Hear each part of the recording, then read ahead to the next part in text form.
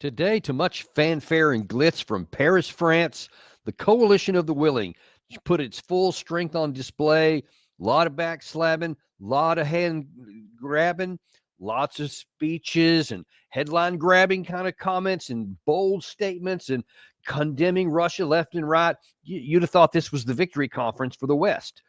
But when you look under the scenes a little bit and you start looking at the seams of even of the statements that they're making, you see things are starting to come apart a little bit.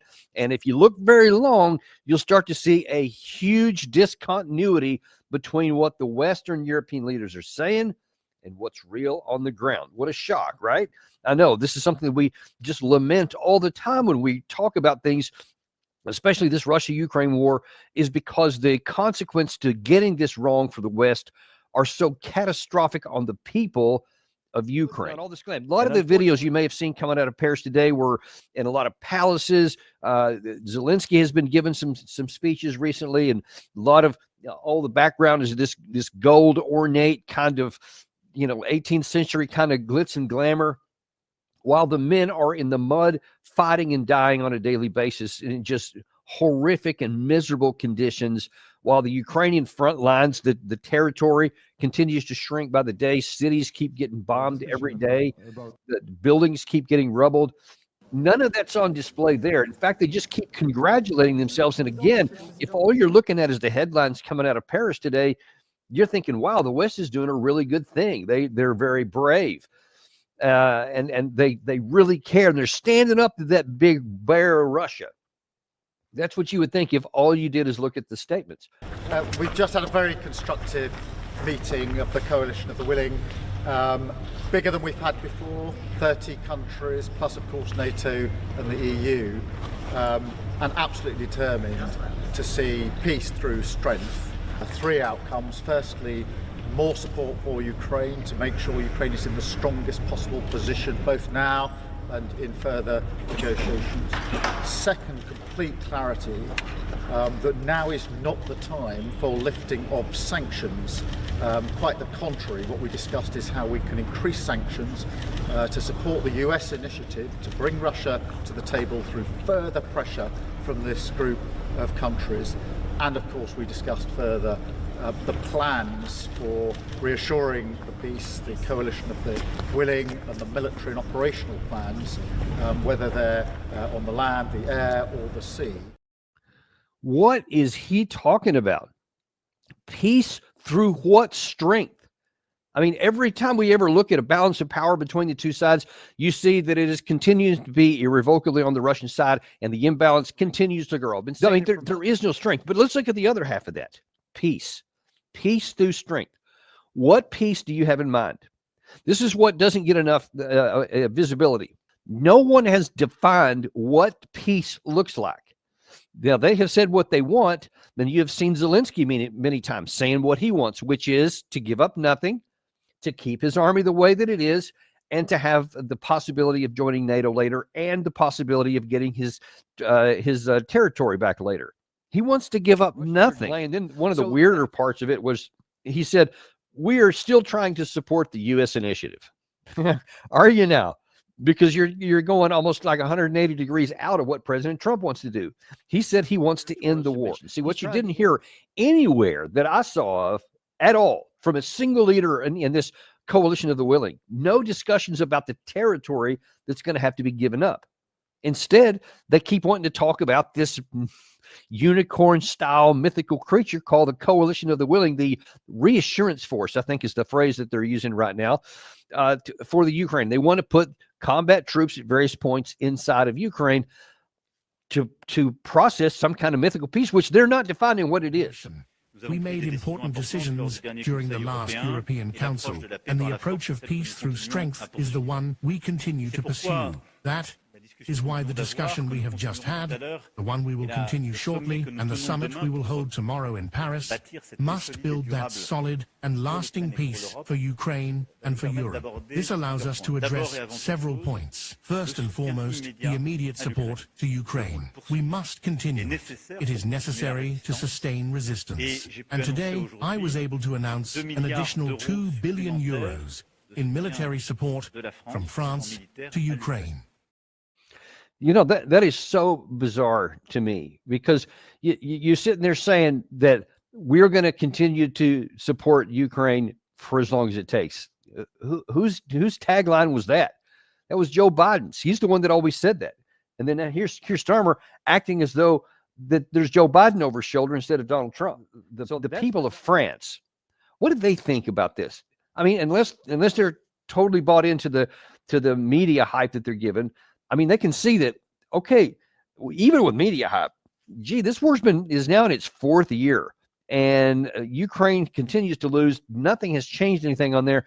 Explain to me again why I'm giving 2 billion euros of our money to a lost cause. That unfortunately that you don't have enough members of the media sticking microphones in the guy's face and asking him the hard questions.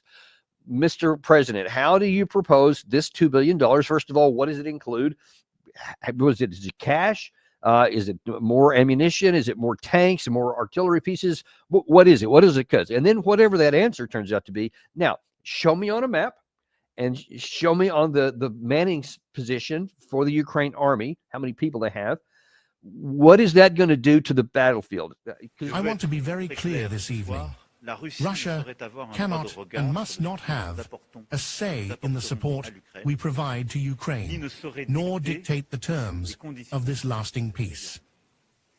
Because this concerns Ukraine's sovereignty, and because it concerns the security of all Europeans. So again, folks, we're just in this fantasy, mythical kind of mentality that says, yeah, and the side that has the manpower, the side that has the industrial power, the side that has all the weapons and the ammunition and all the physical power, they don't get to decide anything. This is about Ukraine and their security. This is about European security. We get to call the shots.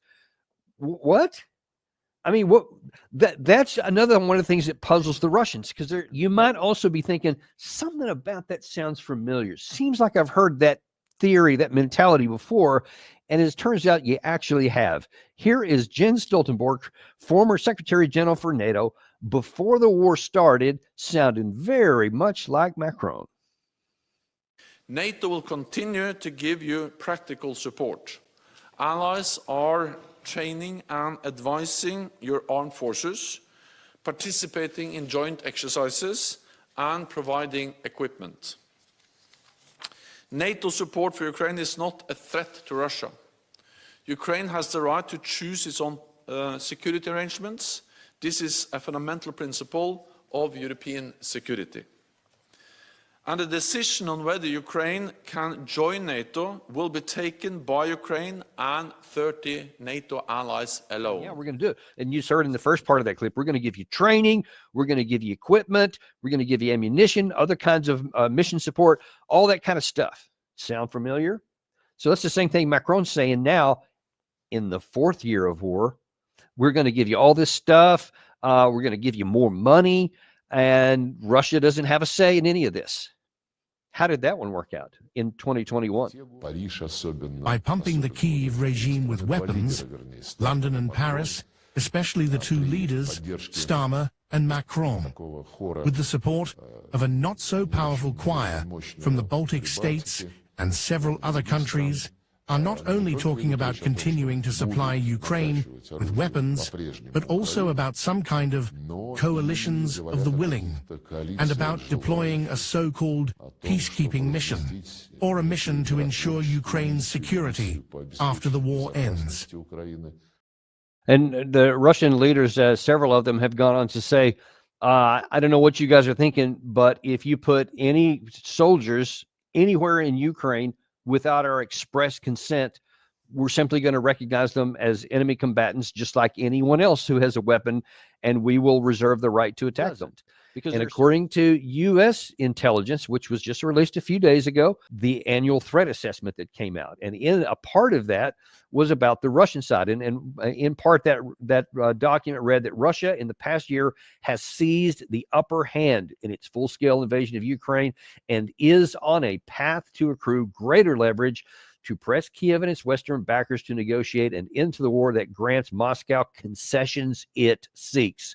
Continuing the Russia-Ukraine war perpetuates strategic risk to the United States of an unintended escalation to larger-scale war, the potential use of nuclear weapons, heightened insecurity among NATO allies. And it went on to say that the Russian side, if it wanted to, could continue to grind the Ukraine side down, leaving with the conclusion that there's just not enough resources on the Western side writ large to prevent the Russian side from winning.